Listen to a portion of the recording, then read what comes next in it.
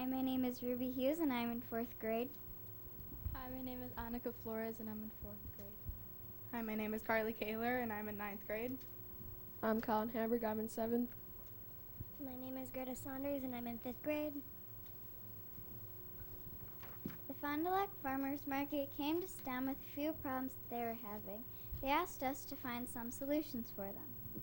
The Downtown Farmers Market came to us with two problems. The first problem being their seating arrangement for their concerts. Right now, their seating arrangement gets too hot in the sun and blows away with too much wind. Our job is to make a low-cost, more durable seating arrangement. Our second problem is the Downtown Farmers Market needs to block off the road for their concerts and farmers market. Right now, they have big, ugly barricades that blow away with too much wind. Our job is to make a more appealing, more durable barricade. When the farmers market came to STEM with our problems, we were super excited. We started brainstorming ideas before our first meeting even began. And by our first meeting, we had so many ideas that we had to do a lot of research to narrow it down. So we had Dusty, which is the woman who came to us with our problem. We had her come in and talk to us about some solutions we already started brainstorming about, and she gave us a couple suggestions and a couple ways to improve on things. So after that, we narrowed it down to just a few things, and then we got our material list and started building. And our building process took a lot of extra practices and time, effort, and a lot of communication. Our solutions are decorative barricades and bleachers. The bleachers have knobs on one side and wheels on the other. The wheels you can roll into position and tip them over for seating. The seating is low cost, durable, and lightweight. One of our barricade ideas was to use an LED sign that was powered by a solar panel. This way, the farmers market could program times and dates of events that were happening during the farmers market. But about halfway through our building process, we realized that this was not cost efficient and it was way too complicated. So we decided to switch the idea of an LED sign into the idea of a chalkboard. This way they could wipe off chalk and rewrite with chalk. And our next idea was to make a sandbag, but we didn't want just any old ordinary sandbag. We wanted something that was fun and appealing, so we decided to make a carrot sandbag. This way it would blend in with the theme and environment of the farmers market, and they decided to use this idea, and they would use different fruits and vegetables like an eggplant. I don't know. Right.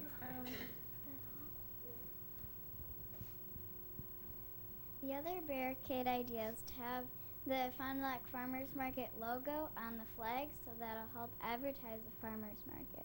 And then the other purpose of the barricade is for families to take pictures and post them on social media. Right now, people or visitors to the farmers market have been looking for places to be able to take pictures with their family and post them. And right now we only have these big, boring barricades. So once we presented our ideas at the Design Challenge event, we talked with Dusty afterwards, and she said that they would love to use some of our ideas and just work out a couple kinks and sort of things along the way. But she said that she would love to use some of them, and that was a huge breakthrough for our group. So last, we would just like to thank her for coming to us with the problem, and yes. Excellent, very good. So this was one of 5 groups that presented about a week and a half ago at our Design Challenge event. So we had 5 different problems from our community that were given to us, which was pretty exciting. The event itself has maybe 2 main purposes, if you remember. One is to kind of expose the community to STEM. The other side is to be a fundraiser. And for the fundraising side, we were just under $25,000 that we raised for STEM that night. So we're pretty excited about the commitment from our business partnerships to our students in our school. So we're very thankful for all of them. And so this was one of 5 groups that presented that night. So the value of working directly with community partnerships is pretty exciting for our students. Absolutely. And how long from start to finish was this whole process for you? Students probably say they want a little bit longer. I think they got their problems in early, March? I think is when they got their problems. So about from early March till about a week and a half ago when they presented them. Yeah, so not a long time. Not bad at all. Any real hurdles or obstacles you had to overcome as you're doing this? Communication and cooperation. So you got a real dose of the real world. Absolutely. Communication is good when it works. Yeah. Well, congratulations. It sounds like you worked through it and got a great end result. So that's what it was all about. Thank you for being here tonight and presenting this to us. Nice Thank job. you guys. Thank you for coming. Super. See you again.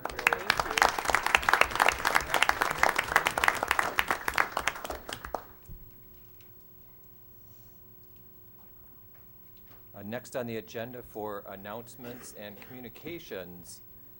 Announcement that following adjournment of the regular meeting, the board will convene in a workshop for Neola policy discussion and to continue review of the Acuity Fund grant applications. The workshops will be followed by an executive session to consider 3 student expulsions and to discuss staffing considerations as provided for in Wisconsin statutes 19.85 1A, C, and F. Next on the agenda is Fondy Pride Awards. And first up for Fondy Pride Awards, we are going to recognize the Fondy Fire Robotics team from Fond du Lac High School. They had a very successful season and got to make a trip to the World Championships in St. Louis, Missouri at the end of April. And welcome. And Yes, welcome. you've had some Oliver, very you successful years. Oh, come on. Come on, Oliver. All right. You've enjoyed some success over the years. Welcome back. Thank you. This is our 11th season of competing in FIRST robotics competitions. Students, if you would introduce yourselves. I'm Eric Douglas. I'm August Jewett. I'm Isaiah Dupke. And I'm Timothy Johnson. And I'm joined up here by co-mentor John Boyle. And sitting in the back of the room are Lisa Johnson and Patricia Holshoe. I better not forget those. Okay. Is there some way to share the screen up here? I'm not sure how to make that. There work. is? Yeah, if you start your PowerPoint presentation, It should then take over. Yeah. our Okay. gentleman running the camera will see that. All right. And I'll send him a message too. Bear with me because I went to the eye doctor today and my eyes are still a bit dilated. There you are. Okay. So this is the team after we won the Wisconsin Regional. This year we did 3 official competitions. The Wisconsin Regional, we won.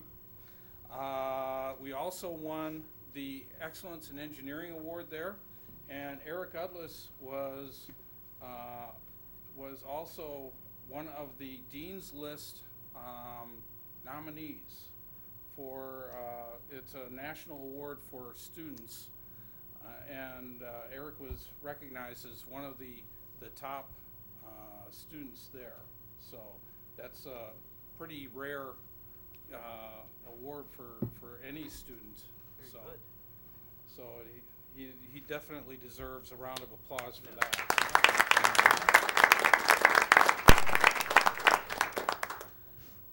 In addition, we went to the Seven Rivers Regional, which is in La Crosse. We finished as semifinalists there, and then at the World Championship in St. Louis, we finished as semifinalists there as well. So we definitely had a good year competing. But we do a lot more than just that. You know, our robot, which is named Firebird this year, has several unique features. We were able to pick up these yellow gears off of the ground, which made us very unique in competitions. Most teams didn't think that other robots were going to drop gears, and we figured that out real early. So we did very well with that feature. Another feature is our robot has to climb a rope at the end of the match. And I'll show you a typical match in a video in a moment. But we did something else that was quite unique. We drove a winch off of our main gearboxes, which are down here on the bottom. and use some clutch bearings.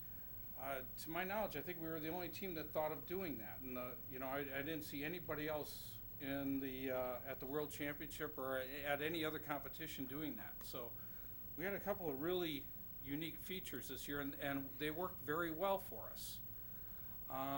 Control features.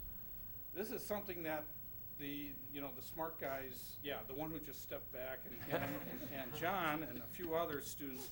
I can't really explain this real well, but basically we have cameras on our robots that could identify either some reflective tape or just pick out the yellow gears and tell them apart from the other game pieces on the floor. And they were able to automate our robot to a very high degree. This made us, we did very well as a result of this. The students worked very hard on this, and it's an area that our team continues to improve on each year. Quite thanks, in large part to John here. But we do so much a lot of other things. Isaiah and his partner, Kevin Wiest, started their own company making apps. They made an app that's being used at the high school to track students when they go to school events, and they get credit for doing that. So they started their own company, Rebentify, and they're working on additional apps now. So he's even got his Rebentify hat on, I might add, One of the things that I'm most proud about our students doing, and things that our school does, in this map of Wisconsin here, you see a large area. We do a lot of school visits during the year to promote STEM education and engineering as a career. Quite frankly, I work for John Deere, which is right in the middle of that highlighted area, and they let me take some time off, and so I usually bring one of our robots along. I always do. And if the demonstration is anywhere near Fond du Lac, I usually have a couple of students with me. Quite frankly, it means a whole lot more to a bunch of middle school students if they see some of these students up there, not this old guy, talking about engineering. So, but we do an awful lot of school visits each year. A couple of our students have done some really neat things. Eric made this little Simon Says game here using an Arduino base for it. So he did that.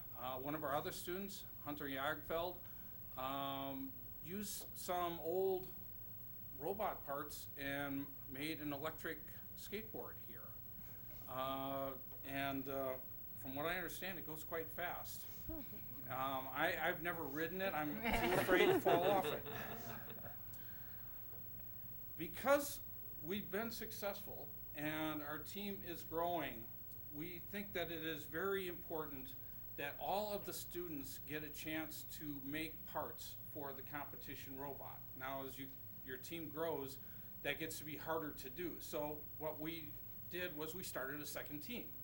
So several of the freshmen and a couple of the sophomores this year were on a First Tech Challenge team. They built a smaller robot and they competed with it this year. Timothy and Oliver, who's sitting back there, were both on the team. And so it was a very good introduction for them into robotics, For our big robots, we only get 6 weeks, start to finish, to build the robot. That's not a lot of time to teach students about how to do that. So this is now going to be an introduction, if you will, for future students, future Fondy Fire students, to robotics. And next year we're looking to actually have 3 FTC teams. One of them will be an all-girls team. So, yes, it's about time. All right, oops.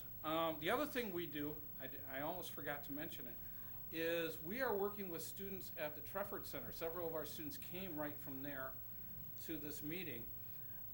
We are teaching them Lego Mindstorm robots, and it's been going very well.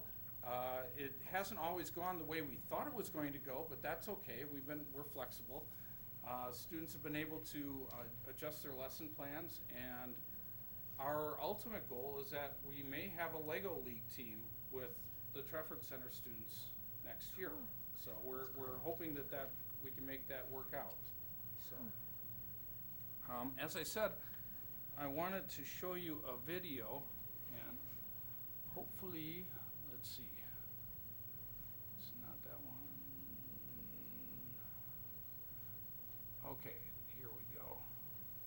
Robots move forward, looking to score here in autonomous. So in autonomous, our robot over here, it's shooting, first it's moving by itself autonomously, and we scored a gear, we shot some balls. Our team actually scored a lot of points here. Now I don't know why it went dark. It looks like we already have 43 kilopascals of fuel scored. So as you can see, there's 3 blue robots playing against 3 red robots. And the point is, you're trying to score gears on these airships that are in the middle of the field. What do you mean by scored gears? Well, we're picking up these 11-inch diameter gears from a feeder station, and we're trying to hang them on pegs on the airships. If you were to look, say probably in the upper left or the upper right, that's where you anticipated somebody might drop some and you could pick theirs up and right. try to hang it again. Okay. We did that very. Toward their 2 partners. So the matches are only 2 minutes and 30 seconds each.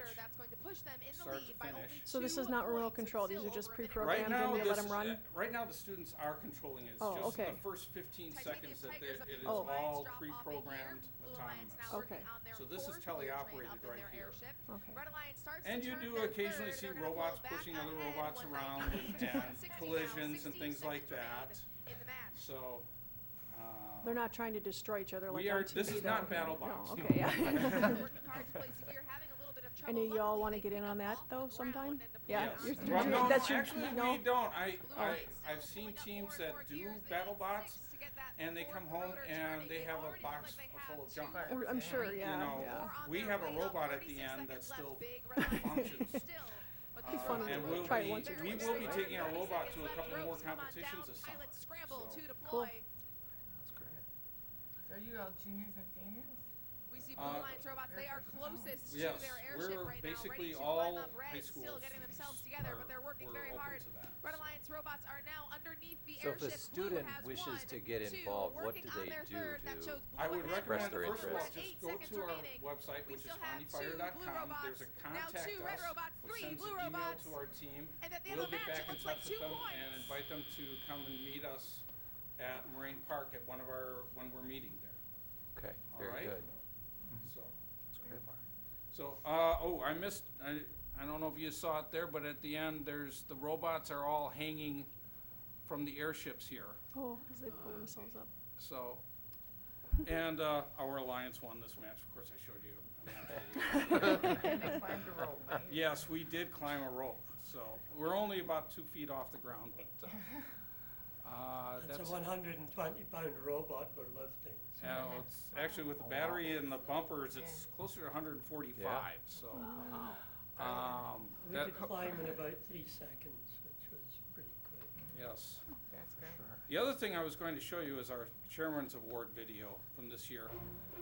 August and overrun Isaiah. with science and technology. All One of you, team yes, must they all, stand actually, alone. they're all in this video. Team 2194 is Fondy Fire. Hi, I'm Eric. Hi, I'm Jessica. Hi, I'm Timothy.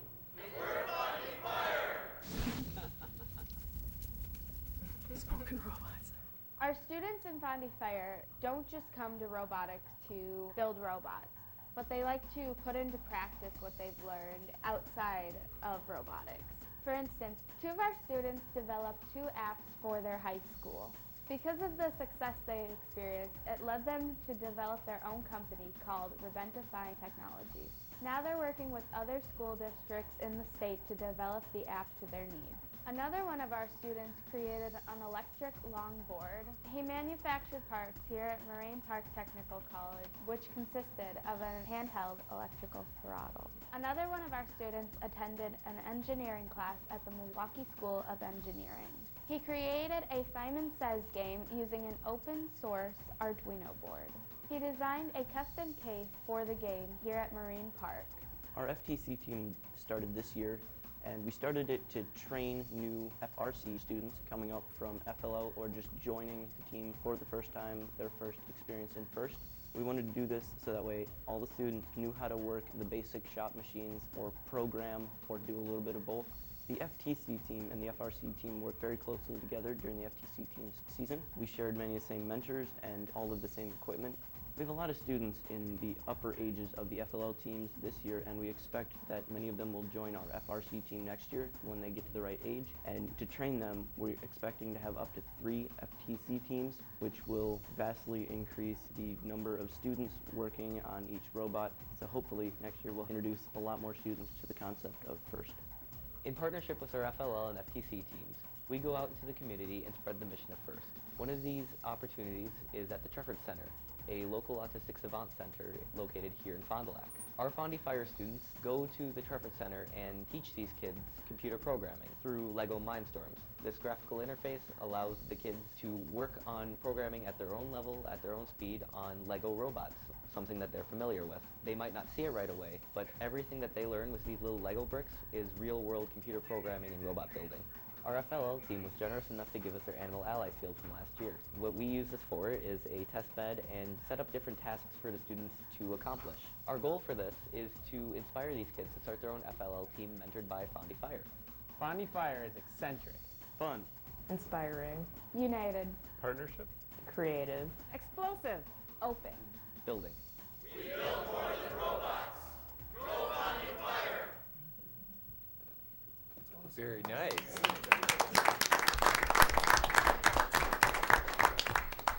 Thank you very much. Now we have to hand you your award yet, too. Oh, you're still here. Okay.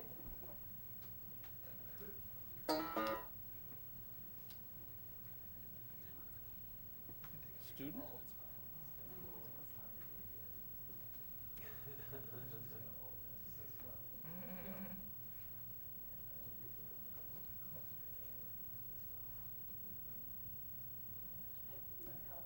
There you go.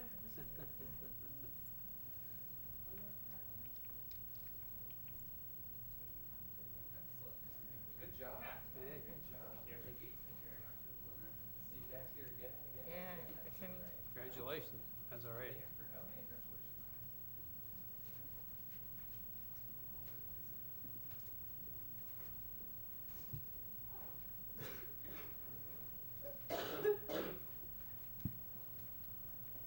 Well, that was well deserved, and that was always impressive to see that in action.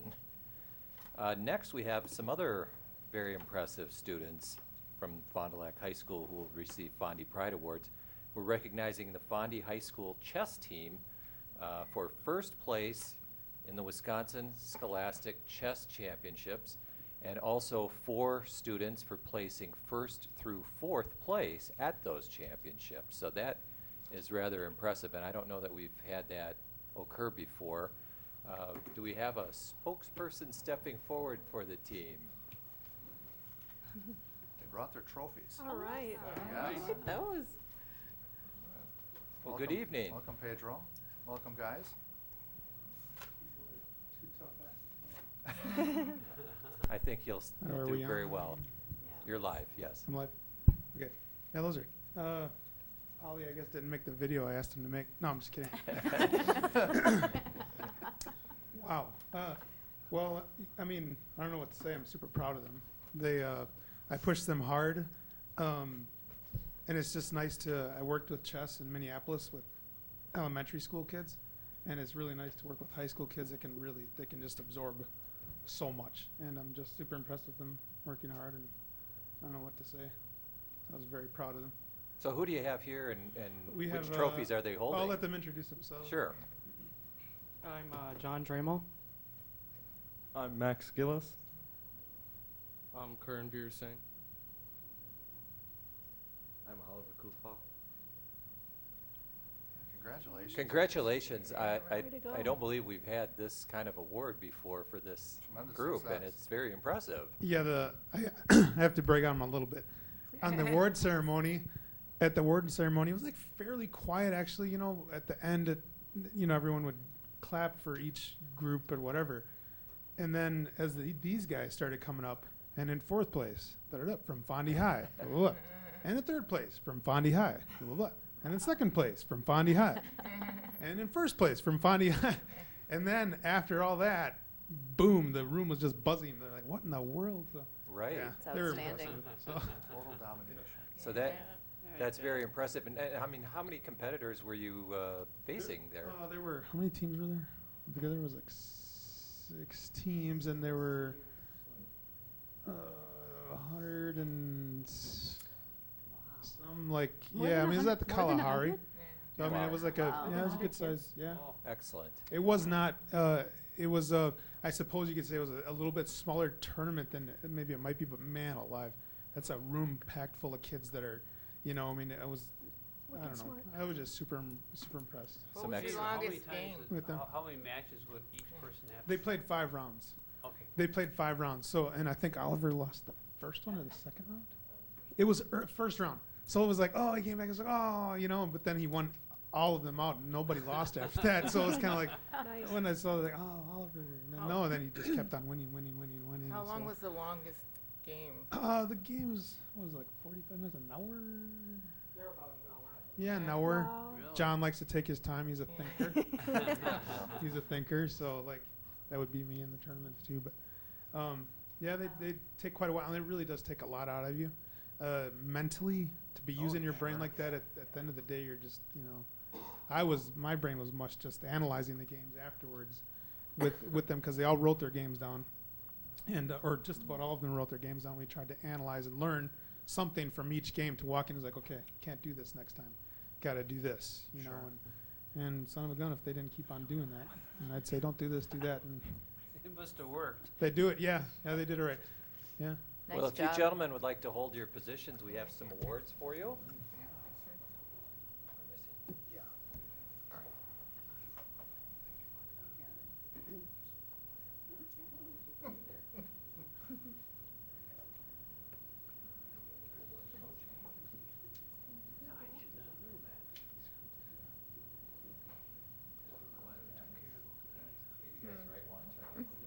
Right thing to do. Absolutely. Once he's brought to our attention.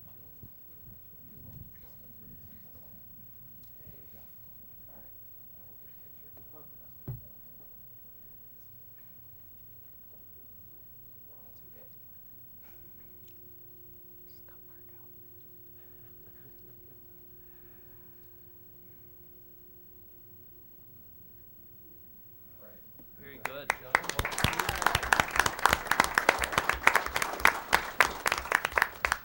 The 4 of us will also be competing in the Super National Championships this weekend in Nashville, Tennessee. Oh, good luck. Cool. Good luck. Good That's luck. tremendous. Best of luck. Yay.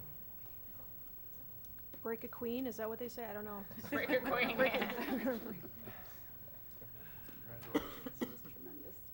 Next announcement we have tonight is that May 8th through the 12th, 2017 is Teacher Appreciation Week.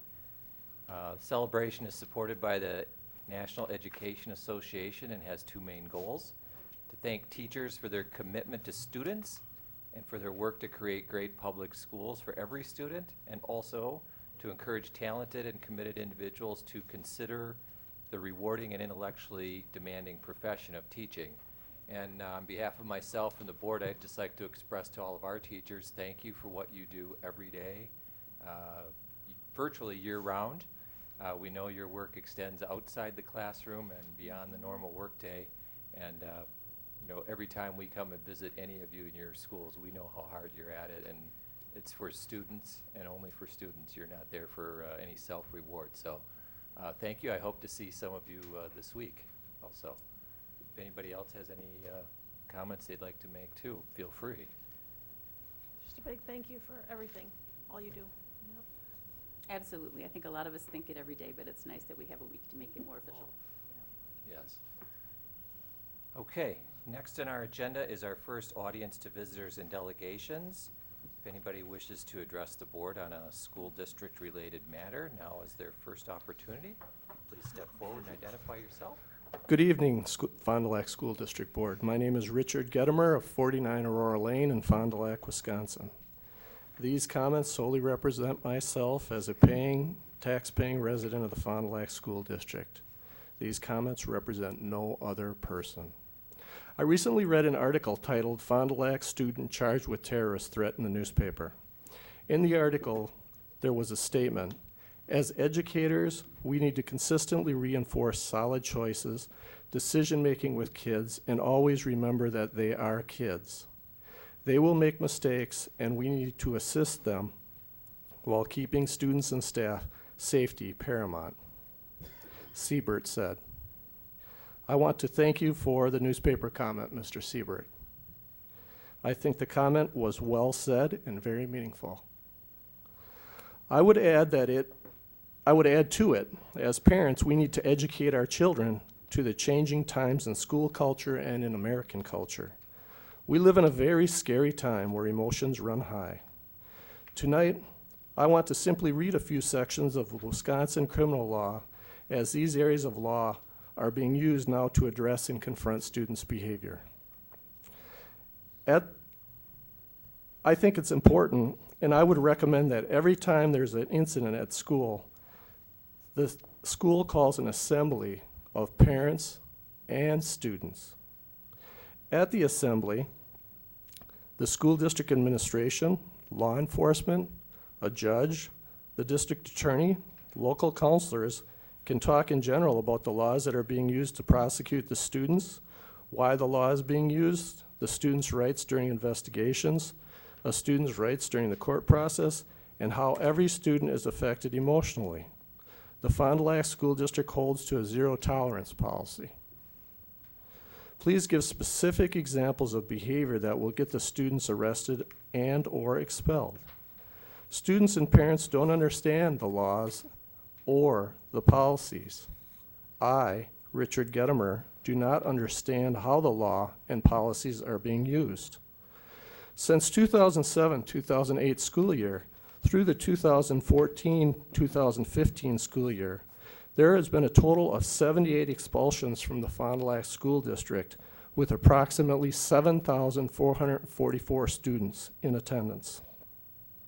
Over the same period of time, in the Appleton School District, there were 59 expulsions with 16,373 students, and in the Sheboygan School District had 0 expulsions with 10,129 students.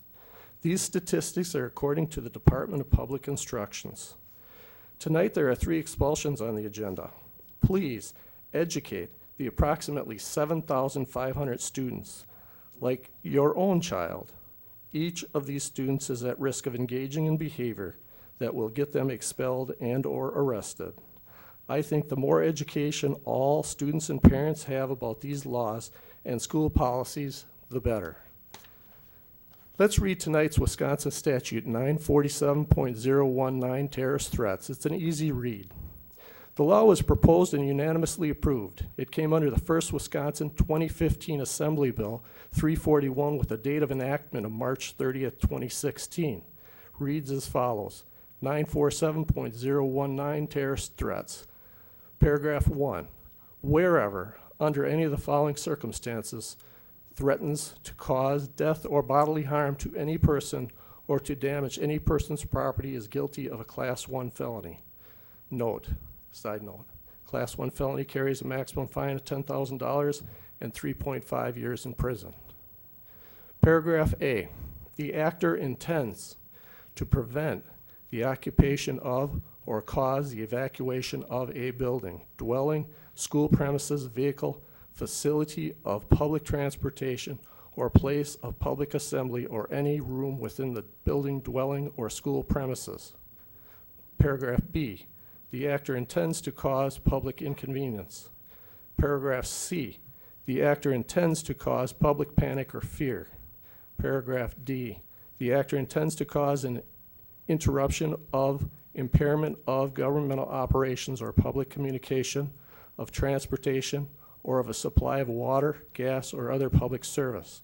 Paragraph E, the actor creates an unreasonable and substantial risk of causing a result described in paragraph A, B, C, or D, and is aware of that risk. Paragraph 2, any person who violates sub 1 and thereby contributes to any individual's death is guilty of a class G felony. In this legal section, you've heard the word intend multiple times. In my opinion, some key questions with intend or intent. Did the actor have a mental intent? What caused the actor to make the statement? Frustration with school, frustration with home life, frustration with feeling ignored or bullied, a general feeling of being unimportant.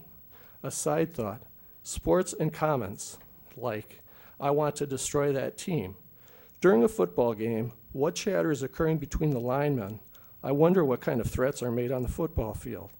Unsportsmanlike conduct gets you 15 yards or ejected from the game. What caused the statement? Was the actor planning a terror event? What plans were found in the person's possessions? Was the FBI and Homeland Security involved in the investigation? There are some great staff in these departments that would probably be more than willing to come and educate the community. I personally have met some of them over the years. What interactions did the observer's reality or emotion play into the event? Was the observer's emotions of fear transferred into the situation? Did the observers or observers think more of the situation than it really was? Some historical events where emotions of public played huge roles. The Salem witch hunt trials in this country. The trial of a man called Jesus Christ.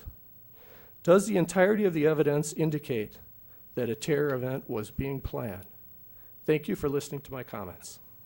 Thank you, Mr. Gedimer.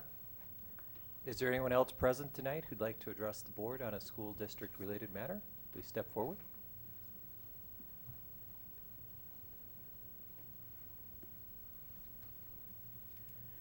Hi, I'm Robbie from the Cardinal Columns of Fond du Lac High School, 403 Pleasant Street.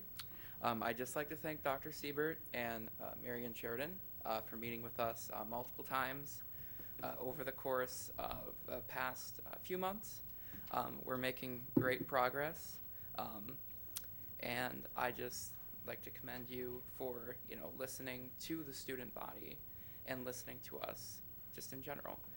But our progress has been made. But the goal is still far out. I think we all see that.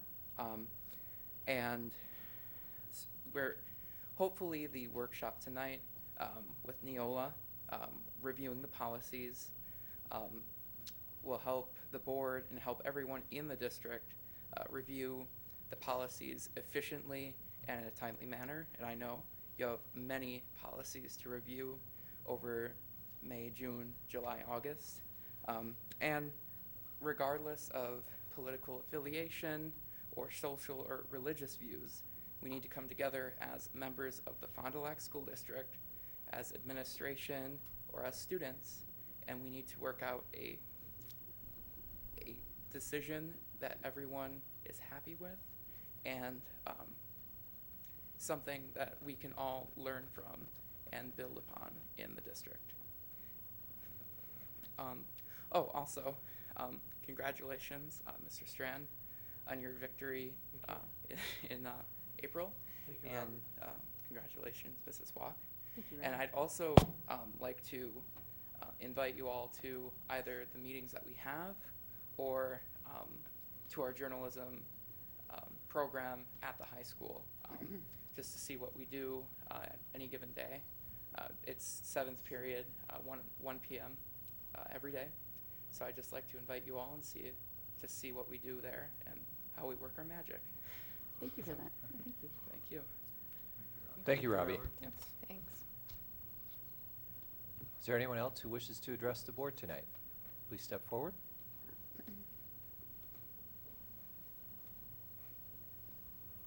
Hi, my name is Brianna Burgess. I'm a junior at Fond du Lac High School. My pronouns are they, them, theirs. My address is N8406 Park Ridge Drive. So, as stated multiple times before, it was said that the anti-discrimination policy would be reviewed in May. It's May. Obviously, yes, you have a company coming in to review that policy and review all of your policies, but they cannot tell you what should be changed in that policy. So I was wondering if you have a game plan to review the anti-discrimination policy. They'll be reviewed as part of the comprehensive review, and that company actually can give us suggestions on what should or should not be in policies. They can give us advisement on that. Yes, but will you be addressing putting gender identity and gender expression into the anti-discrimination policy? I would presume that would be part of our discussion since that issue's been raised, yes. Good. Thank you. Is there anyone else who wishes to address the board on a school-related matter? Okay, seeing no further then, we'll close the audience to visitors and delegations.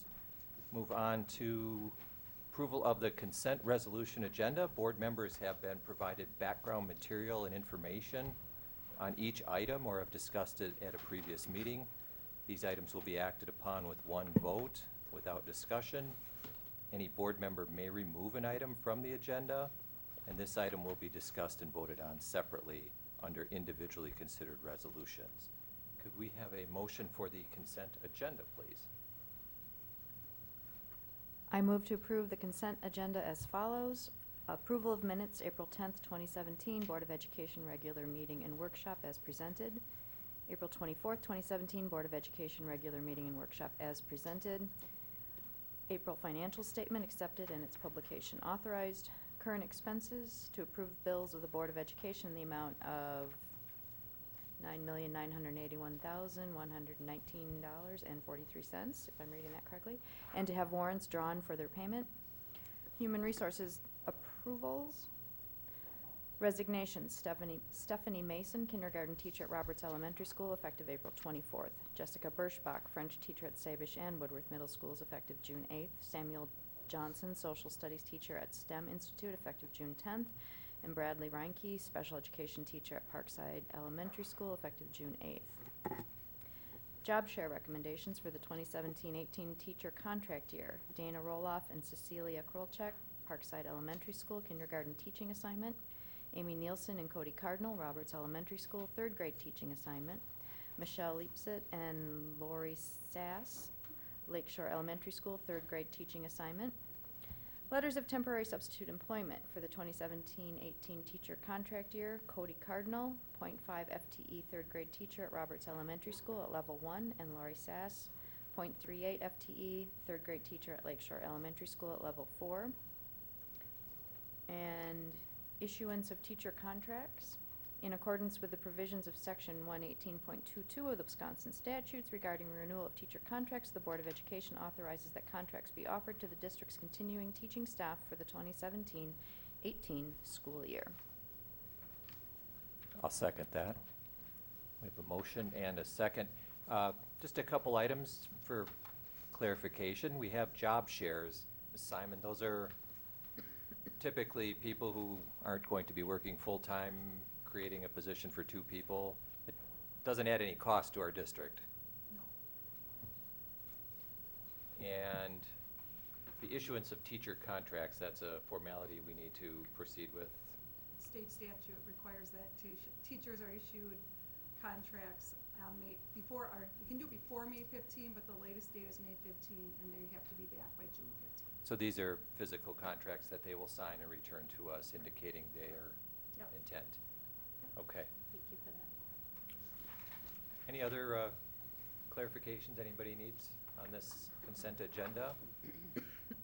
Okay, seeing no further, would the clerk please call the vote? Preister. Yes. Hayes, yes. Jones. Yes. Strand. Yes. Uselman. Yes. Walk. Yes. Churchella. Yes. Motion carries 7-0. On next to individually considered resolutions.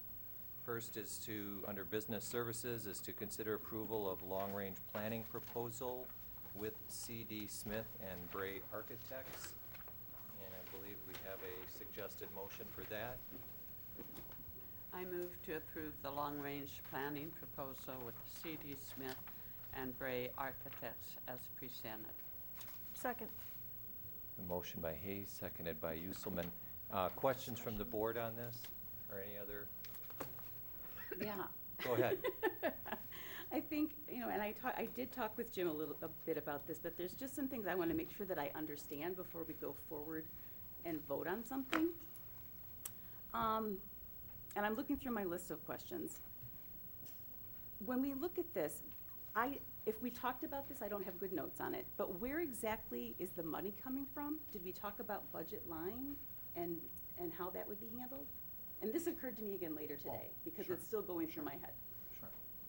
Well, it's $9,500 Yep. for what we're talking about, and we will find the money within the current budget. Okay. And so we don't always know exactly which budget it's going to come from when we make a decision like this? We just assume that the money is there? And I'm asking because Yeah, this did just sure. occur to me this afternoon, and I'm not clear on how that works. Yeah, no, that's very fair. And absent having Wendy here who could tell us exactly what line we would pull it from. That's a tough thing. I can't exactly tell you that, but I'm not worried that we won't be able to find it for this important endeavor. Okay. Okay. Any other questions on? Well, Ms. Wong? when we're looking at the contract that's here, this is another piece I just looked at again today and don't understand. We have a document where it's written out as being 2 phases, and I don't understand how that correlates then to this 6-phase chart that they gave us. And again, Jim, I apologize. I didn't have this thought when I talked to you on the phone earlier. But the way the contract, I think we would call this a contract, right? Because you have to sign it. The C.D. Smith and Bray Architects, they talk about a phase 1 facilities assessment and referendum planning that includes some community surveying, and then a phase 2 project implementation services. Along with that, though, they gave us this beautiful chart with a lot of information on it, but that's a 6-phase chart. So is that contract that we're signing, how do those 2 phases overlay with this 6th phase? Well, and we do have Greg Sobel from C.D. Smith, who is with us in the audience, if he could be of assistance. Sure, great, thank you. So what you're seeing, the phase chart, that's all included in that phase 1. So It is, so, because I got confused. Yeah, with the- so thank phase you. 1 is essentially taking it all the way to referendum, and then if it's successful, then phase 2 would begin. So essentially, all that, the chart, the referendum support, all that is in that $9,500 that would take us all the way up to that date. And then phase 2 is, if there's a successful referendum, if you choose to go that route, then phase 2 would kick in. And I think even preceding that is the assessment would advise us if we even need a referendum or not, Exactly, correct? yeah, not to jump ahead, And yeah, exactly. I Sorry want about to make that. sure we're not going too far forward. Yeah, so the first, a full assessment of all the buildings, coming back to your reporting on that, and then if you choose at that point to move forward, then that 6-phase chart, the communication chart, that would kick in at that point if you decide to go to referendum. Right. I mean, the possibility exists we won't need to do anything other than to assess our needs and Exactly. see if we can handle it internally. Yes. With our existing budget, potentially. Juggle a few things, right? Right. Yep. So if we take that information and do decide to do something with it, though, that would be moving into the 2nd phase of that sheet. No, that'd still be phase 1. It's, if you decide to go, we're gonna give a full analysis, facility study, share that with you. If you decide to move forward, then still within phase 1, we would then be with you through, if you decide to go to referendum, then we would help support you all the way through that process. Only if there's a successful referendum would phase 2 kick in. Okay. But we would need another vote to proceed past the needs assessment, is that correct? This Not- vote today is just the needs assessment? Not according to the proposal. No, what the vote is today is what Greg is describing, you're voting on The phase 1, study. which is the $9,500 for the facility Mhm. study. And then you are not voting on the community surveying. That is just listed in here, but you're not voting on that. That'll We would be bring- separate later. Yes, we would bring Yeah, school okay. perceptions in at the point that we get to that point, which we don't Mhm. know if we would get to that point or not, based on not knowing whether or not we will get to a referendum. But you are, so you're approving phase one, and you're also approving what Greg described as phase two. So assuming we go to referendum, assuming it passes, then phase two kicks in, but not until that point. That's potentially 2 years down the road. Right. I think she's asking if they do find you need a referendum, will we vote, you know, if they will have it or how much it'll be? or Oh, whatever. that's not what I'm asking. You know, No, that's not what I'm asking. And I think what I'm trying to understand is if in phase one, you show us the things that, gosh, these need to be fixed, but we don't need to go to referendum, at that point, are you still the general contractor, and would we be paying you a percentage towards work done? No, so if you're doing things that are just small, if you decide not to go to referendum, I would say no. We would not, you'd not be obligated then. So you're the general contractor only if we go to referendum? And it's a construction management, but if you go to referendum, yes. So this agreement takes care of all the first phase, but phase two is basically selecting Bray and yourselves as the architects and the construction management for any project that we do. Correct. Can you describe what construction management means? Sure, and I'll also say, so for $9,500, so we're gonna expend far greater than that, and typically we wouldn't go in something like this, but obviously this is Fond du Lac, we've been here for 80 years, it's got many employees, so this is important to CD Smith, right?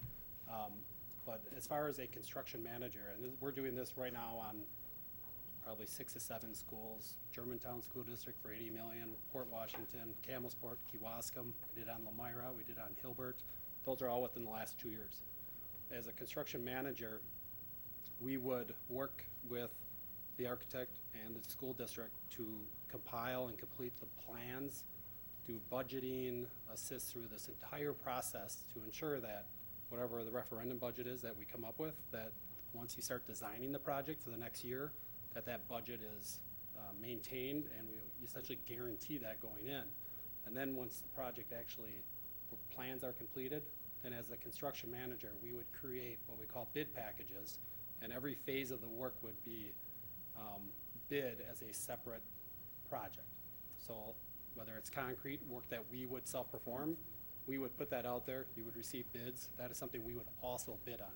When it comes to electrical, that would be put out there as a separate, so as a construction manager, everything is bid. As a general contractor, which now this is something we did for Hilbert, they wanted us to do, they just flat out, we did it open book, open process, transparency, we were their general contractor. So 2 different approaches, but in the school market, it's essentially, in all these other schools we're doing, it's as a construction manager. So we're really assisting through the entire phase, ensure the budget is met, ensure that the design is not being designed over the budget costs. It's really a team effort, and it's just a process that essentially the entire state of Wisconsin, I would say about 90% of the schools are done in this approach, and it just works to make sure that you can't go over that referendum number, and over that year, as the plans are developed, we're there to ensure as a team that we're not going over that number. So we're hiring CD Smith and Bray, I mean, the proposal anyway, is to hire you guys to come in and evaluate the facilities. So you're gonna come in and look and tell us what needs to be done? So for phase one, so we're gonna be working closely with John. We will go through every building, part of Bray, and really the $9,500 for Bray, and they'll bring in engineers that will actually walk the buildings with John, with ourselves. We'll evaluate everything. Now, John has a lot of information already compiled of what he feels our needs, but we're gonna go a step more in depth, and then with that, we're actually gonna put costs at all of those. So we're gonna essentially give you, at the end, a full facility assessment with budgets of what we think it may cost, without putting a lot of drawing plans and all this, but just using historical data to say, here's all the things that we see, and at that point, it would be just prioritizing what you feel you as a board want to take on. And at that point, we could either act on those items or choose not to. Do nothing, and you got a book Correct. with a lot of information. We're not bound to act on No. the outcome of whatever your survey is. We'll turn that over to you. Well, all we're asking that, we're gonna work with you for the next year or two just on that part of it, And if you do choose to move forward, we like to continue to be your partner, because essentially we're. Does the district have a current facilities plan? I mean, I just remember from covering the board years ago, there was always a plan that went 5 years out, 10 years out. I mean, do we have something like that already? And do you feel that we need something more in depth than that? What does this do? What does this add for you? It's important for us to know whether we're spending the money we are spending on facilities. It would be nice to see what that 10-year plan looks like. What do we have to invest in our schools to make them the best we can for our community? And without that, I don't know whether I'm spending money in the right places.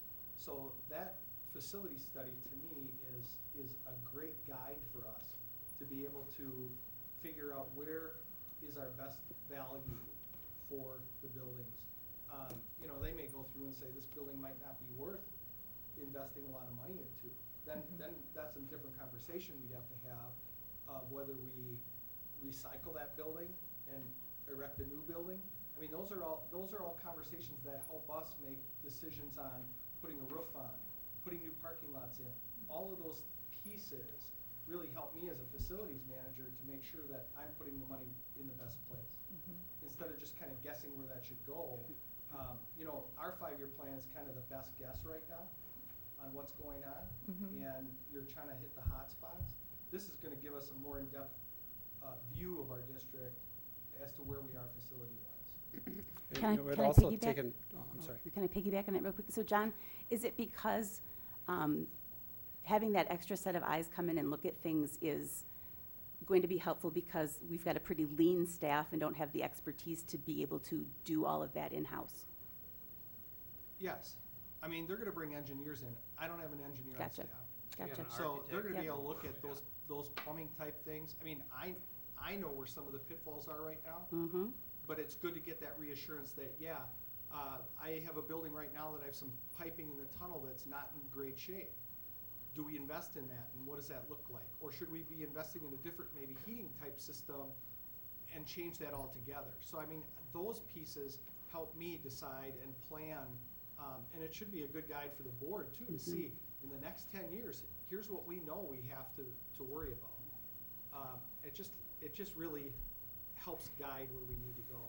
Thank you, because I think that you're a capable person in your position, so it helps me to understand why you think that this would be important to do.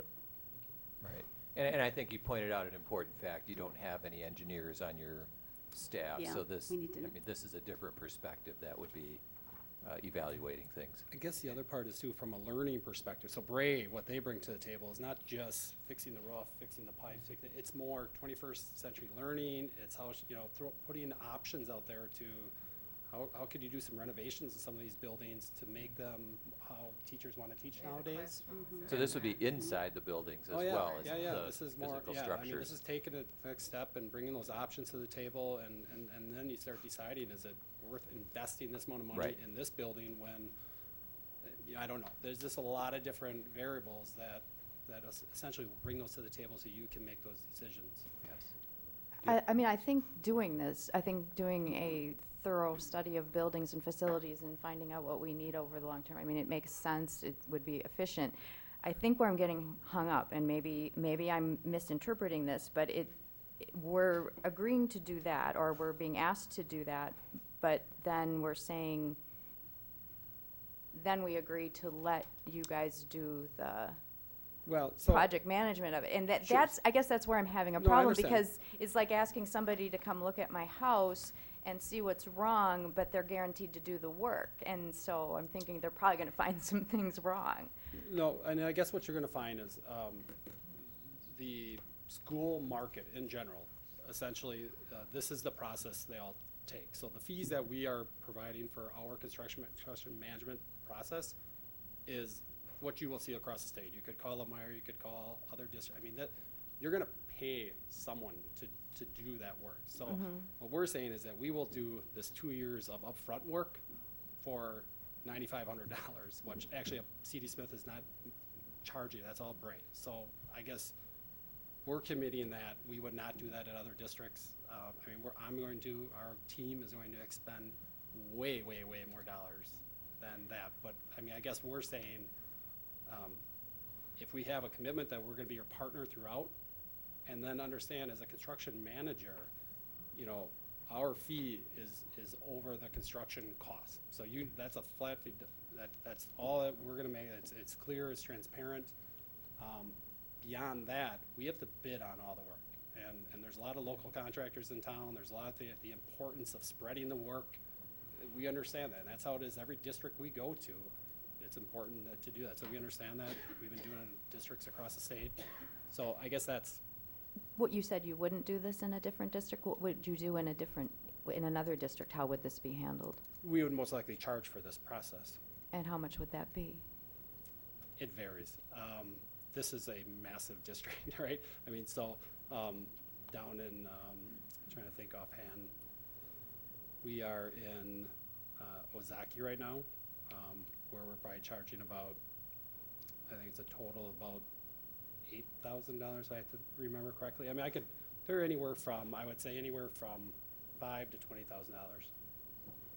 But this district is much, much larger than, Yeah, and so when you set these up with them, when you do charge, do they have the second part of the proposal where you are guaranteed to be the construction manager? typically, yes, yeah. Okay. So I can't think of a project where we've come in and done the front-end process and have not been the construction manager. Not to say that districts don't do that. We have not been involved with one that has. But it's part of that initial proposal? Correct. And the advantage to that is that you all have seen the buildings, you've seen the work that needs to be done, so you're able to figure out the costs and things. Yeah, we've been through them, we have a lot of knowledge, and again, whatever you go to, you know, at the end of the day, what you go to referendum for, if you go to referendum, I mean, there's a lot of things that happen.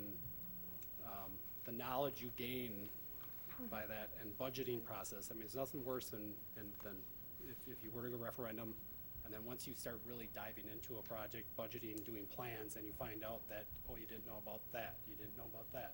And so this whole process kind of ensures that we can maintain and stay within those referendum dollars. And I think here, from my perspective, what I'm seeing is we do hold the final decision-making as far as what we will do or not do after this assessment. And, I mean, that's in our hands.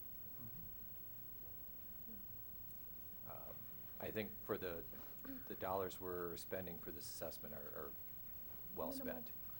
And I who do does, too, and I think that it's really important to support our facilities manager so that he gives us the correct information in a sort of expansive way and gets the advice of experts in the field, so then the board can make the correct decision.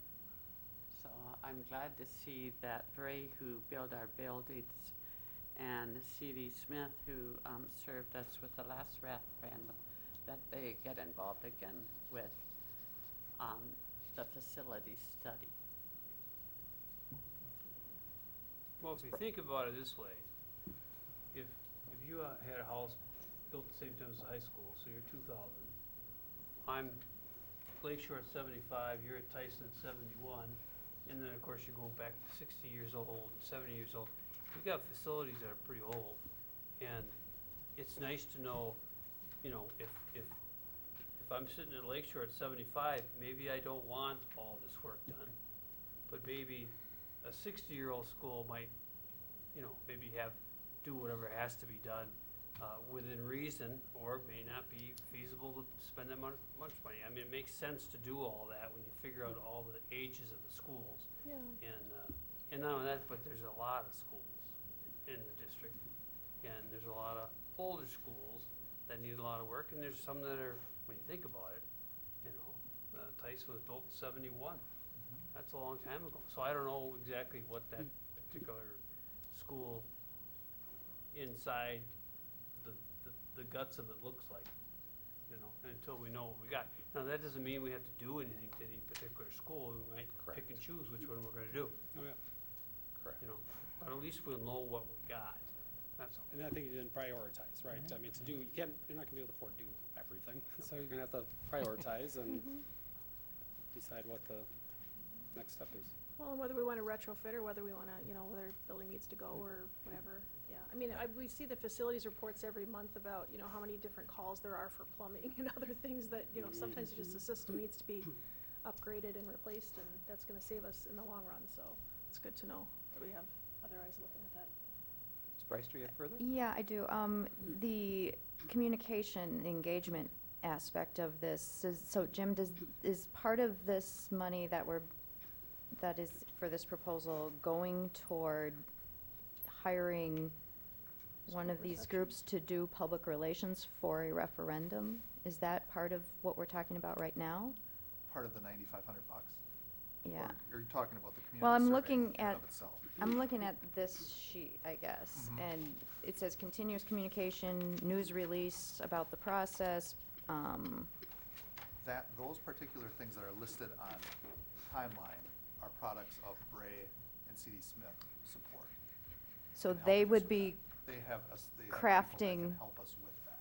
public relations for the district. All within What this we first have. phase. Correct. They have people that can help us with that. We would get, at some point, once we get through this process, we would bring in Bill Foster and School Perceptions, do a workshop on that and talk about the community surveying aspect, which helps obviously tailor some of those messages at And we some talked point. about that before, how that process. Right, but I think I'm hearing, and see, since I wasn't clear on how many of these phases were included in what we're calling phase one, that to me was a question too. Yeah, You know, so is- this is it more than one So we'll do a communication? full facility study, Yeah. and that, quite frankly, is where the majority of the dollars would be spent, because Bray is going to bring in electrical, plumbing, HVAC engineers to walk these buildings with us and assess it. Once that is completed, that comes back to you. You look at, you prioritize, ultimately, you may come to a decision that, let's, we wanna go this route and do these projects and da-da-da. Whatever that comes to. You would then probably, at that point, do a community survey. So then you're gonna put those options out to the community and have them respond. And how that comes back maybe depend a lot on how you react or how you move forward. And then once that moves forward, if you were to decide to go to referendum, that's where that chart kind of kicks in, the referendum support. I mean, that outlines the whole process, but a lot of it then would be referendum support. And that's where ourselves and Bray would come in, do the graphics, we really put out the roadmap on what, from our experience, what is the best way to help assist you in passing the referendum. You have this position at CD Smith, or is, Yeah, so I oversee all of our schools. I've been at City Smith for 19 years, I'm sorry, and then for about the last 17, I have overseen all of our K-12 projects. the public relations arm of it? We do there, yes. And Okay. Bray, quite honestly, Bray has a more robust, this is essentially all Bray does. Bray is the largest school architect in the state. Their list goes on, and they have a lot of resources at their office that specialize strictly in this. We have some, but not near the amount that they do. But us as a team, bring a lot to the table. Okay. Do you have further? Anyone else have further? Well, I just a comment. I guess what's made this difficult for me is the first time any of this came to me was at the workshop. And while I understand that, I think it's hard sometimes to do a workshop where you bring in the people that are on the proposal without, I think it would have just been beneficial to me as a board member to have had a workshop where we talked about what processes maybe we were considering before we actually had people attached to the process that we were going to vote on. I think it would have maybe given us an opportunity to ask some questions and clarify, why the district wanted to go with this route, that kind of thing. So that's maybe just, I think it's just been hard, because I kind of feel like I'm playing catch-up trying to understand what the proposal means and what it doesn't mean, and sometimes I think that's easier when it's not attached to names of companies that are doing it. Well, first of all, let's just say you're gonna decide to put a big addition on, things get bid out. Smith doesn't automatically get the job.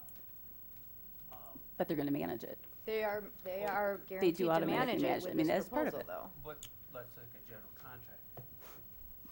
True? Right, but Well, so a general for instance, the one process you have is to there's two different processes. You can either go a hard bid process, so you could, however you choose to get, if you choose to go referendum, however you go about doing that, you get to one, you go a number, it passes. You can then at that point hire an architect.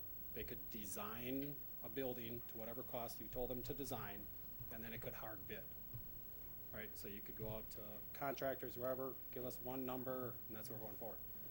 That process is essentially used, it's not for state projects only because they have to. For the most part, in the school market, you don't have to, and essentially every private market doesn't, because what happens is they're gonna spend a large sum of money to design a building, whatever you tell them to choose to design, and then it's going out to bid, and what's happened is that they don't do, they're designing a nice building, but they're not keeping the cost in mind. And they often come in over budget, there's problems, there are delays. So what we're saying is, and which essentially all these other districts have gone to, is that they're creating this team of people that work together to assess the costs all the way through the design process. So as Bray would be designing the building, we are taking snapshots of the budget every 2 months. And we're ensuring that you're staying on task, they're designing what you want, what you need, using the materials that we're looking at constructability. It's just being analyzed through this whole entire 8-9 month process of design. And then we're saying, we are guaranteeing us that we're not gonna be over that budget. And so there's nothing worse to say you're going to referendum for this amount, and you're gonna do this, this, this, and this, and then you actually get to the time where you're ready to start, and you find out that you can't afford 2 of the 8 items you said you're gonna do. That puts you as a school board in a very bad, tough situation.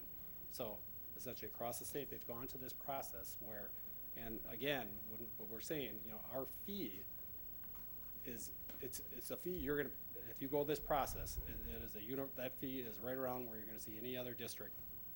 But you're gonna most likely pay someone to do what we're asking, what we're showing you to do. So this one's a little special to C.D. Smith and being here. We have over 60 employees in the district. We support multiple things at your tech ed department for many, many, many years. I mean, we want to be your partner, and that's essentially why we're not billing for any of this work up front. And, again, it's an open, transparent process. And so you can take 2 approaches. You can either go that one, but to be perfectly honest, a lot of districts, I would say 90% of them have gotten away from that process, the design bid process, because it's you're rolling the dice on if you're gonna hit that budget. Yeah, and I'm not saying that I think the process is a bad one. I mean, Yep. it sounds very good, quite frankly. I guess what I'm saying is I would have preferred a discussion about the process before we had names attached to that process. I think as a board member, that would have been a valuable conversation to have before it was, and this is who's going to do it. That's where I'm coming from. Okay. I am appreciating this conversation today, though. This is very helpful. Yeah. And I think my philosophy is that when we're spending money on something that isn't obviously going into a classroom right away, I want to make sure I understand it. Yeah, well said. Thank you. And I think we're getting a fantastic bargain, if you will, on this assessment of our facilities, and I think this is a wise investment for us. I think this entire contract actually is beneficial to us and is at the right price. And like I said, ultimately, we are the ones who decide if we go forward after this or not. The planning and evaluation process is the most important part, and it's detailed. Right. We'll definitely have the right information that we need to make decisions. Does anyone else have any comments, questions at this point? Okay, seeing no further, would the clerk please call the vote? Thank you, Mr. Sabel, for Yeah, being here as thank well, you. sir. Hayes, yes. Jones? Yes. Strand? Yes. Uselman? Yes. Walk? Yes. Reister?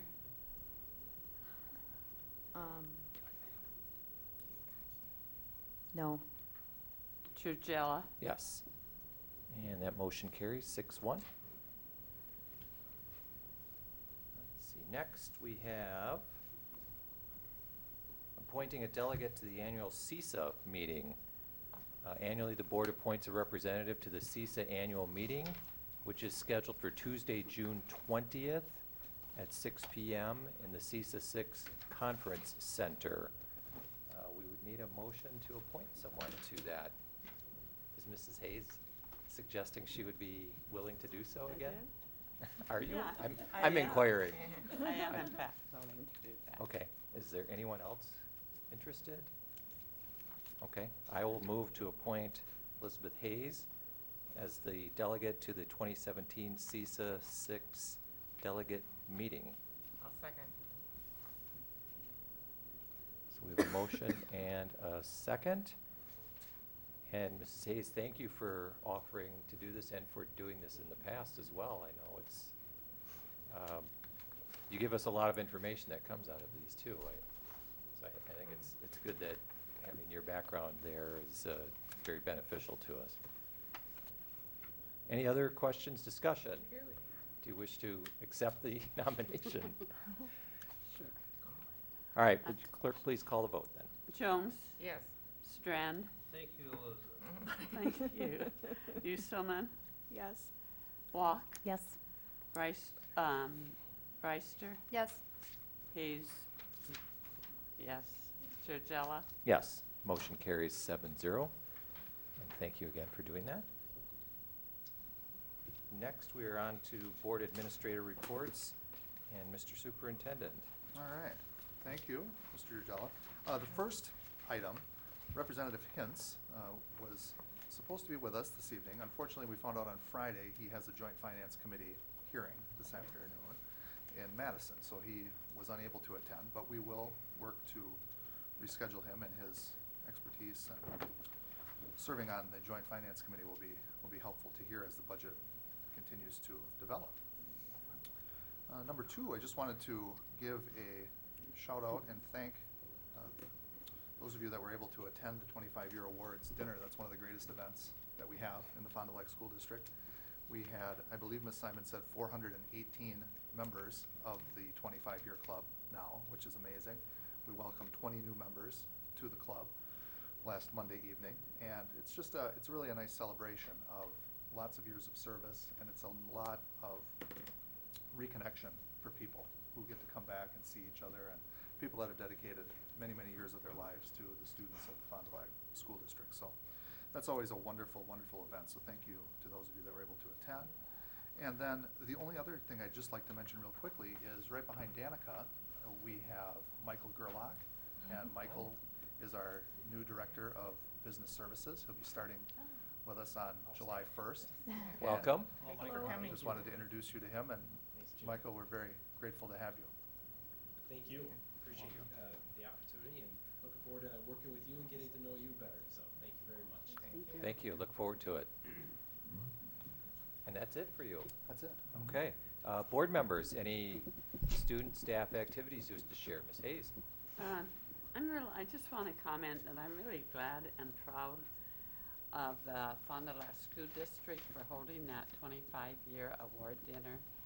The joy that you see from people who have retired, as Dr. Siebert said, who are able to visit with each other, and their happy faces, and they give me the impression that they have really have had happy experiences in the district.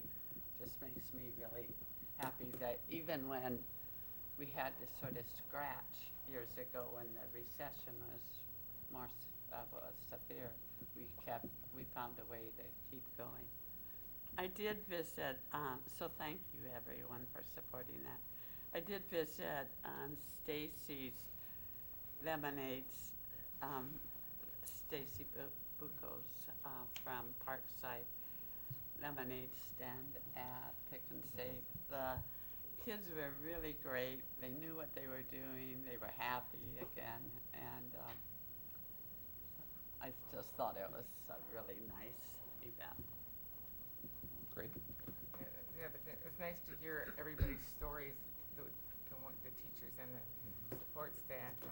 So very moving, and also remember Wednesday's Bike to School day. I hope the weather's going to go up. What was it supposed to be? Oh, no. Don't know. Ms. Walk? Yes. So I attended that 25-year dinner, and it is quite the shebang. It's very nice. It was wonderful. Lots of really happy and dedicated people there. I also attended Lemonade Day. I went to 5 different stands. They were all incredibly delicious, each in their own way. I did, I wouldn't say exactly led, but I'm a mentor to a Girl Scout troop. And I just wanted to mention that because it's just, when you get to high school, the troops are very small. We've got 5 members in our troop, but 2 of them are from Fondy High School. So I think that that's something to be mentioned, and that more high schoolers are always welcome if you know anyone who'd like scouting. And then tomorrow and the next day, I will be going with Dr. Siebert to visit all of the schools in the district. Very good. Be a great time for you. Absolutely. Well, I made it to the STEM concert. They had a smaller version of it wasn't the big thing that they do in the Fondy gym with all the bands. It was just the STEM kids, and they did an amazing job. A couple of soloists and a couple of good songs they did together. And I made it out to Fondy High for Reality Day, which was quite I the did that thing. too. Yeah, I forgot wasn't that. Nice, yeah. And it was very interesting to see how they handled all the different problems and introducing kids to real life. And then the 25-year awards dinner, of course, was great. I was asked by one of the new inductees, Corey Clark, just to pass on to all of you that he appreciated you being there, and thanks for that. So. Okay, Mr. Strand?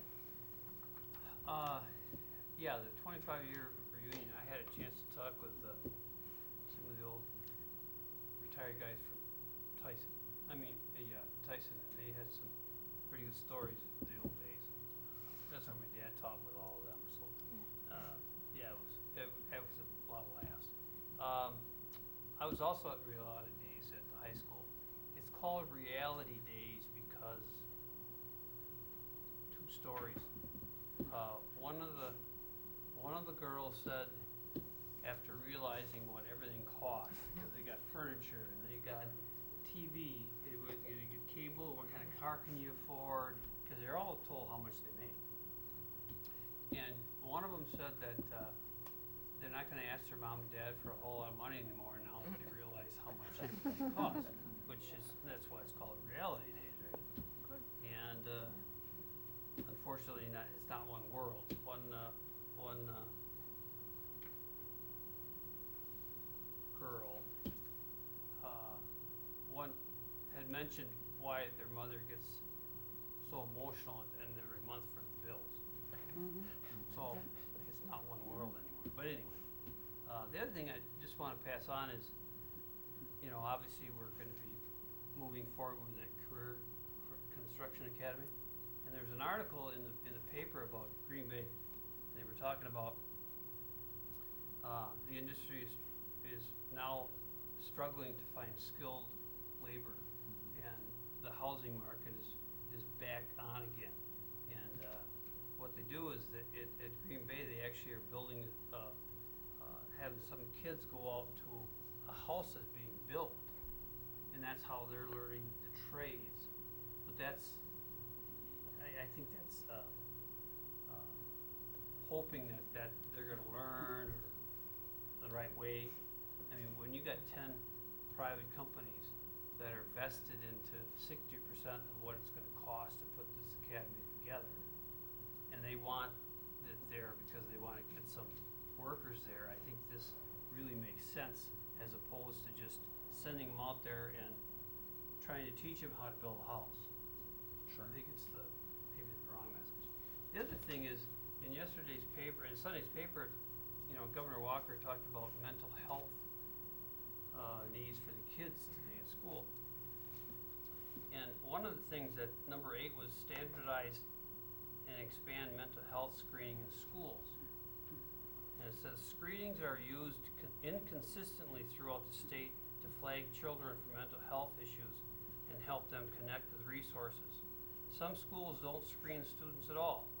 At the other end of the spectrum, Fond du Lac schools officials screen all students and estimate that as a result, they connect nearly 1 in every 5 students with resources. So, I mean, I know that because I'm involved with some of that stuff and have been for the last 6 years. But what I'm getting at is, we get an honorable mention in 10 ways to help kids, and it isn't because the reporter put it together. Right. This From is the all USA Walker's Today. stuff, Yeah. so he knows what's going on, and it's kind of nice to get an honorable mention in that regard. Yeah, thanks for mentioning that. Very good. Ms. Bryster?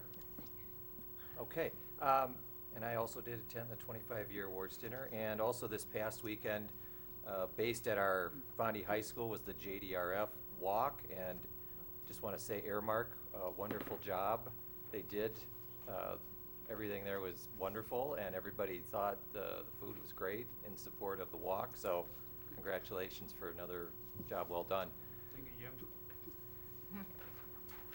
So, next is additional appropriate matters, and I have a notation. Ms. Walk, you'd like to bring up an additional appropriate matter? I would. I want to discuss the invitation from teacher Bill Morgan, who's attended here to invite us as school board members to adopt and or regularly visit schools in the community. I like this idea, so I want to talk about it as a unit here and see if we think it's feasible for us to do as a group or not. As we get into the conversation about it, I just want to share that I think that regular visits that get us into schools would better equip us to understand our student population by being with them in school, understand our teachers' work experiences by being in classrooms as they teach, and then also to see that state of the physical plan so we can actually know what schools are being worked on when you talk about them. Now, I know I personally have a flexible work schedule that really would allow me to do such visits, and I don't know that we'll all have a similar situation. So I just wanted to talk about what the group feels about this invitation. I like the idea, and I would be very supportive of doing that. Okay. Although my work schedule is not very flexible, but I yeah. could make it work on a, Maybe we could have a workshop and. Well, my thought was, and I discussed this with Ms. Walk, is we could probably hash this out in further detail during our July meeting Right. and get it set up for the next school year. So And I heard Mrs. Dr. Jones say that she'd like a workshop on it. I would like the workshop. on Okay. it, too. well, would that be sufficient at our July meeting Sure. to include it there? Okay. Is anyone strongly opposed in any way? Nope. I think having the discussion is appropriate, and we'll figure out which schools we can adopt and how we will go about doing that. So, That sounds great, thank you. okay. All right. Well, thanks for bringing that topic to You bet. the table here, and we'll look into that then for July. Okay. Any other additional appropriate matters anyone has up here? Okay. Next is our second audience to visitors and delegations. If anybody wishes to address the board, please step forward. Good evening again, Fond du Lac School District Board. My name is Richard Gedimer of 49 Aurora Lane in Fond du Lac. These comments solely represent myself as a tax-paying resident of the Fond du Lac School District. These comments represent no other person. Second, I'd like to review the Wisconsin Statute 939.23 criminal intent paragraph. Paragraph 1. When criminal intent is an element of a crime in chapters 939 to 951, such intent is indicated by the term intentionally. The phrase with intent to, the phrase with intent that, or some form of verb, know or believe. Paragraph 2, know, requires only that the actor believes that the specified fact exists. Paragraph 3, intentionally, means the actor either has a purpose to do the thing or cause the result specified, or is aware that his or her conduct is practically certain to cause that result. In addition, except as provided in sub 6, the actor must have knowledge of those facts which are necessary to make his or her conduct criminal and which are set forth after the word intentionally. Paragraph 4, with intent to or with intent that, means that the actor either has a purpose to do the thing or cause the result specified, or is aware that his or her conduct is practically certain to cause that result. Paragraph 5, criminal intent does not require proof of knowledge of the existence or constitutionality of the section under which the actor is prosecuted or the scope or meaning of the terms used in that section. Paragraph 6, criminal intent does not require proof of knowledge of age of a minor, even though age is a material element in the crime in question. Again, in my opinion, some key questions with intend or intent. Did the actor really have mental intent? What caused the actor to make the statement? Frustration with school, frustration with home life, frustration with feeling ignored or bullied, a general feeling of being unimportant, Again, a side thought, sports and comments like, I want to destroy that team. During a football game, what chatter is occurring between linemen? I wonder what kind of threats are made on the field. Unsportsmanlike conduct will get you 15 yards or ejected from the game. What caused the statement? Was the actor planning a terror event? What plans were found in the person's possessions? Was the FBI and Homeland Security involved in the investigation? There are some great staff in these departments that would probably be more than willing to come and educate the community. I personally have met some of them over the years. What interaction did observers' realities or emotions play into the event? Was the observer's emotions of fear translated into the situation? Did observers or observer think more of the situation than it really was? Some historical events where emotions played a huge role. The Salem witch trials in this country, the trial of the man called Jesus Christ. Does the entirety of the evidence indicate that a terror event was being planned? In closing, dear Lord Jesus Christ, I thank you for the lessons of discernment. The crowd at the well wanted to stone the Samaritan woman. Lord, you asked the crowd who was free of sin to cast the first rock. The crowd realized they were wrong and left. Lord, I thank you for discernment in our own country when the crowd and the public officials ended the Salem witch trials. These trials were driven by fear and emotion. I thank you for your death, which is an example of how the crowd wanted death for a totally innocent man. The crowd was wrong. Dear Lord Jesus Christ, I pray for the judges, district attorney, public offender, school officials, and the public to have clarity of discernment in the matter of the state of Wisconsin versus Carlos Martinez. This child I know nothing about except what I recently read in the newspaper. I pray that the discernment of those in authority discover whether the situation was indeed a terrorist threat, an act of disorderly conduct, or an act of an emotional young man making an inappropriate comment. I pray for Carlos Martinez and those 3 students up for expulsion tonight, that their situations will not cause their soul and spirit to wither and die.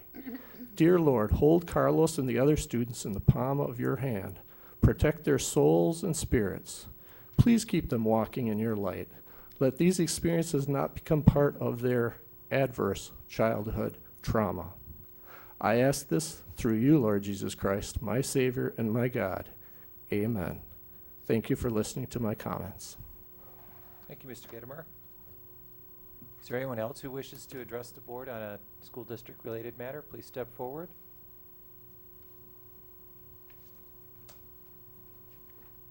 Good evening. Good evening. Charlotte Trotter, 77 East 11th Street. I just have, I was just thinking, as the gentleman before me spoke, I've mentioned before, I sit on the DELT team for the school district, and we work with equity and a lot with race. And one discussion we've had over and over is sometimes people don't know until it's brought to their attention about different things. Like sometimes we would have conversation, be like, how could you not know? But, you know, and then you'd hear other people, and they'd say, well, you have to put it in front of some people. That's how they learn. So I'm asking and I don't know what transpires before the school board gets to an expulsion, but I'm asking if the school board would be willing to look at our expulsions by race. Just you as a district, I mean, as a board. Like, if you could get a printout of all our expulsions in race categories. I just think it might be an eye-opener. Thank you. Thanks. Thank you, Shar. Thank you. Is there anybody else who wishes to address the board on a district-related matter?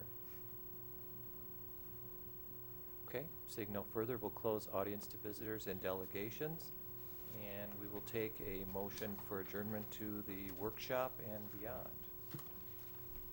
I move to adjourn the regular meeting and convene in a workshop for the Neola policy discussion and to continue review of Acuity Fund grant applications, followed by an executive session to consider 3 student expulsions and to discuss staffing considerations as provided for in Wisconsin Statute 19.85, parents 1, A, C, and F.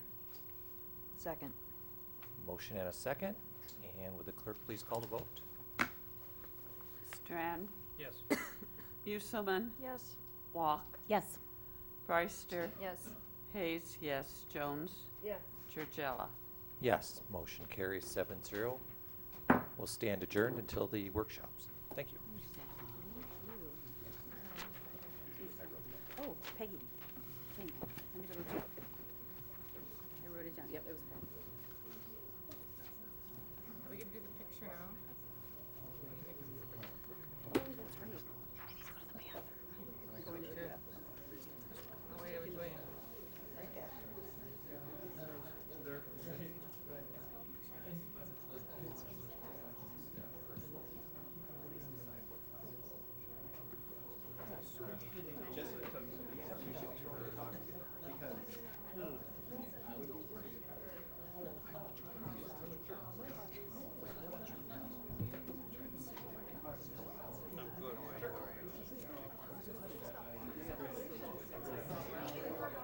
Yeah, well,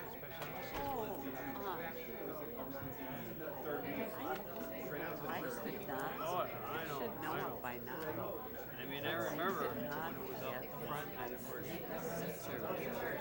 And Doug was our dispatcher back in, I was in Oh, patrol. GE. And he said Aurora Lane, didn't he? Okay. Okay. And then, Oh, sure. that Trotters. Oh, yeah. And, forget about it again.